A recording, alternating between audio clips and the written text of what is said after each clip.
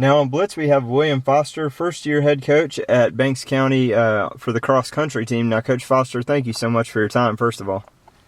Thank you. Now, I know this is your first season as head coach of the cross-country program, but you've been familiar with it as you've been an assistant coach, I believe, the last 3 years. Talk about what it's been like for you to be able to take over this program.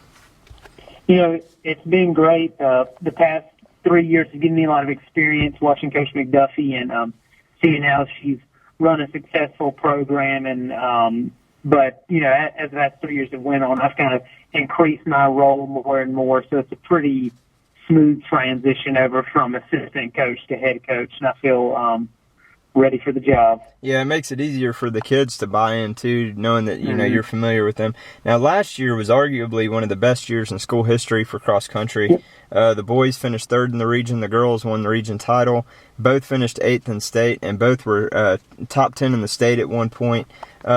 Is this a program you feel that was the peak of the program, or are we just seeing this thing just get started? Yeah, actually last year flipped that around. Our boys were first and our girls were third. But same thing, you know, with both teams, I feel like last year was just the culmination of a lot of work that we've kind of built the program up the last few years. And I think right now we're still on our way up. I think boys and girls both, we have a lot of young kids that have been in the system for a little while now, at least a year or two. And so they've been building up their mileage and they understand the workouts. And I think hopefully we're starting a trend where you'll see Banks County cross country in that top 10 a lot more often. Yeah, now you lost, unfortunately, 3 seniors on each side. I know Makayla Hewell was a huge one to lose, one of your top runners for years now. But you do bring back leaders in Allison Smith, who I believe is just a sophomore, is that correct? Yep. And then Yep. Andrew Elliot as well. Talk about how pivotal their leadership is going to be this year. You know, with the boys, Andrew, since he was a freshman, he's been a leader, and it's really showed during the summers. He's been here putting in a lot of work, leading the team, just leading by example and showing them if we want to be successful, this is how we have to run. And so, you know, his leadership has been consistent. And then with Allison, yes, she is only a sophomore, and Allison may not be the most vocal leader we have, but she's definitely the leader on the course.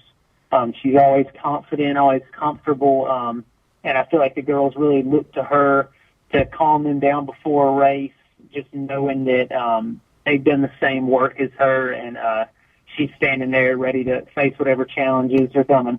And Region 7 AAA is no cakewalk, certainly. What are the keys to claiming region? I know you'd love to do that with the boys again this year and maybe get the girls in there as well. What are the keys to claiming another region title? Yeah, I think we have a real strong region. I think keys for us are really going to be to pack run. Last year, both on the girls and boys side, we were blessed with some great individuals in Makayla Hewell and Jose Diaz and Bo Rush on the boys side, who really were the low sticks for us. And I think this year we're going to have to change our focus. I think that maybe instead of having those low sticks, this year we're really going to focus on putting 5 runners together farther up in region, and not only will that help us in the region race, that translates very well to the state race where you have a lot more numbers. That pack running is even more important. I know we just spoke with Dawson County's head coach just a week or so ago, and I know his team's been putting in a lot of hard work, as are you guys as well. But I would imagine they're going to be a threat as well to you. But who within the region to you seems like the biggest threats? I think Dawson, definitely on both sides. Both Dawson's girls were very strong last year. Won the championship easily just because they put 5 runners, probably around the 24-minute range, which is really strong. And then on both sides, we also have West Hall, who also brings a very strong pack of runners. And I think both those teams are a big competition on both the boys and the girls side. Now, I know, cross country is a sport where people think of it running in the fall, but, you guys are putting in all the miles and the hard work right now, as are the football teams and softball teams as well. But how in the world are you dealing with this heat? Because it's just been really hot and humid the last couple of months here in Georgia.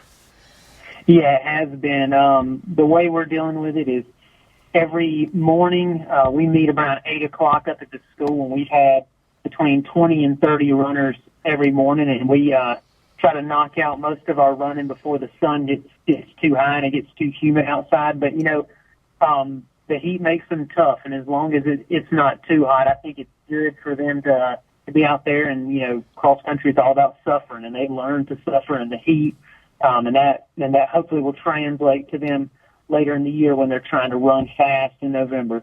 Yeah, I'm pretty confident that hard work's definitely going to be paying off. And Coach Foster, again, just really appreciate your time on Blitz and wish you the best of luck this season. Well, I appreciate it, and thanks for having me.